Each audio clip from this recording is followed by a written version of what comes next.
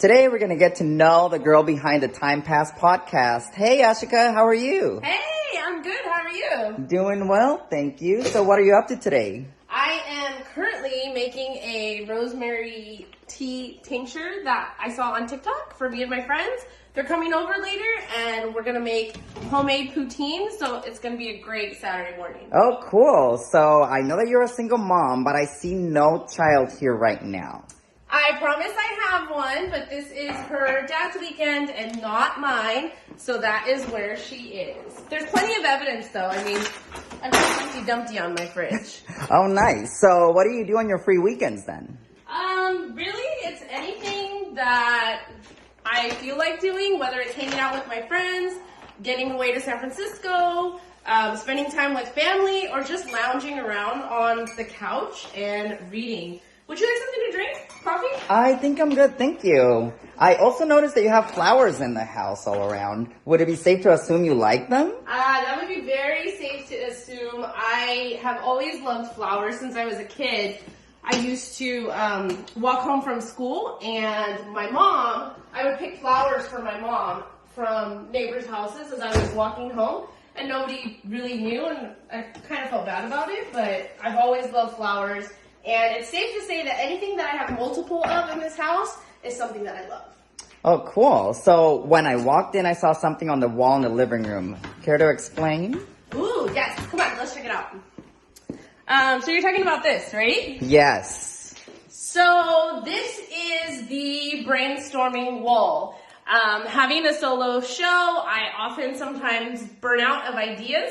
So I had this great idea to invite my friends over for a wine night, and then I tricked them and put a bunch of markers out, and we brainstormed ideas for podcast topics, and I just left it up because I think it's great inspiration, and then I've had other people who have been in the house afterwards come in and add to it. So it's kind of fun, and sometimes at 2 a.m. when I'm up, I get an idea, and I come in and I write it down, and it doesn't leave. So that's the story behind this. Okay, there's also a map on the wall. What's the story there?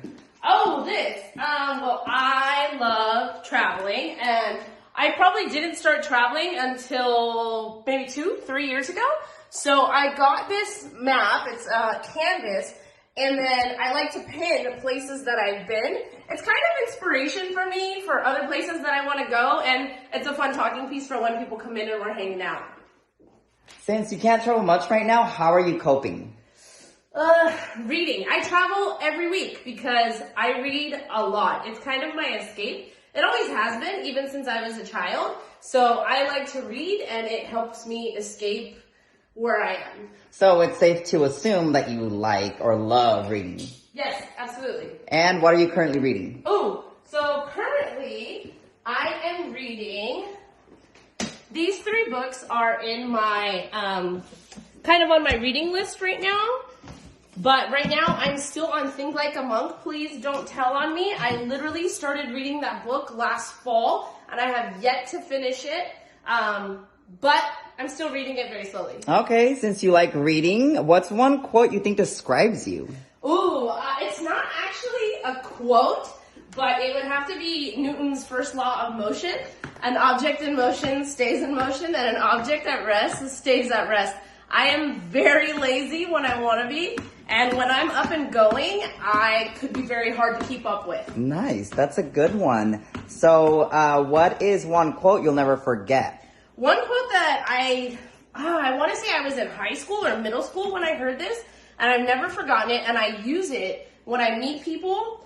I believe it was Abraham Lincoln who said it, but I think there's been some debunking of that recently, but it's, you can fool some of the people all of the time, and all of the people some of the time, but you can never fool all of the people all of the time. I never forget that. Nice. So what's been your most favorite travel experience since you love traveling? Oh God, that's really a hard one because I love traveling. I would have to say meeting people in the different countries, cities, and states that I've been in is part of my favorite experience. But I like every place that I've been for different reasons. Cool. So what's one thing you've heard about yourself since you've been to the public platform that made you feel bad? So recently I actually have a friend, and he is a big supporter of the show and a big supporter of me. and he has got a lot of his friends listening to the show, and he said that one of his friends actually had a conversation with him and said, I don't think Ashika really wants to settle down. I think she wants to be single. And he says, what do you mean? And she goes, yeah, she's like the Taylor Swift of podcasts. I think she dates so she has material for her podcast. I have to say, when I heard that, I felt some type of way. It really did kind of hurt my feelings a little bit. Oh no, but what is one thing that made you feel good?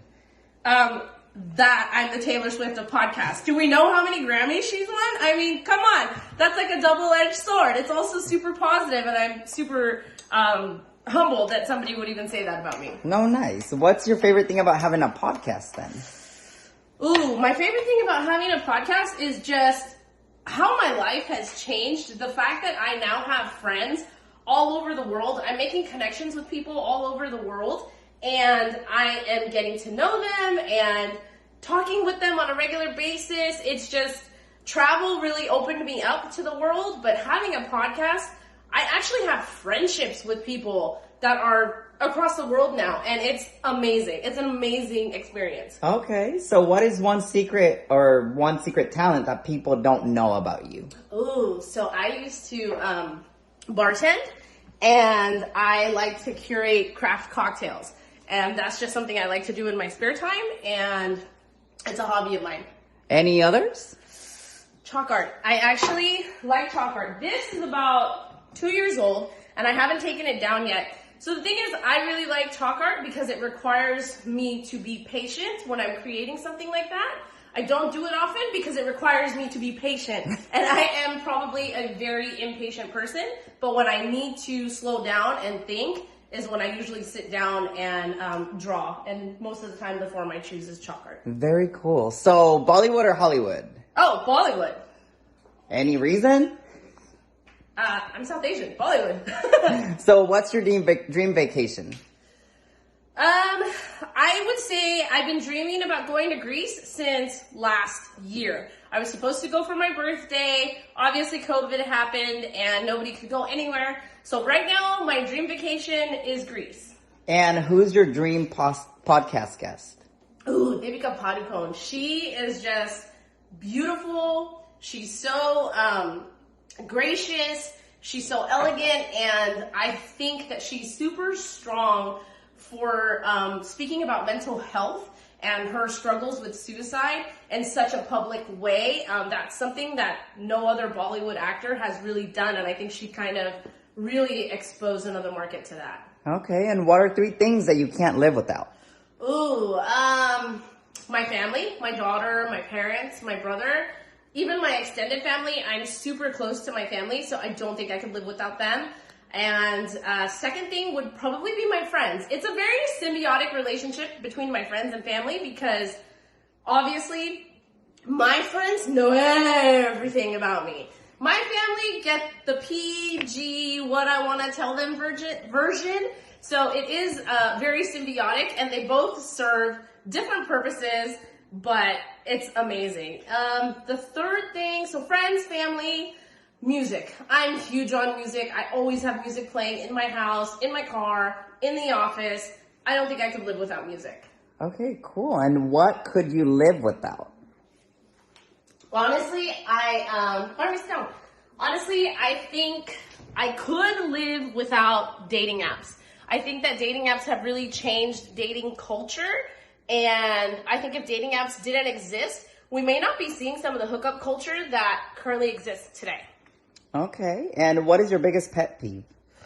My biggest pet peeve is when people talk about other people. I mean, I understand there's a difference between venting, right? Everyone has to vent about something that's going on in their life every now and then.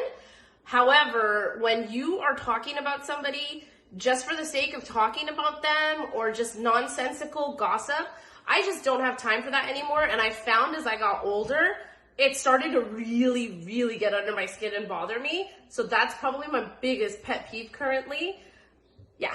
Okay, since we're getting personal, boxers or briefs? Oh, boxer briefs. Best of both worlds. Okay, and do you believe in ghosts?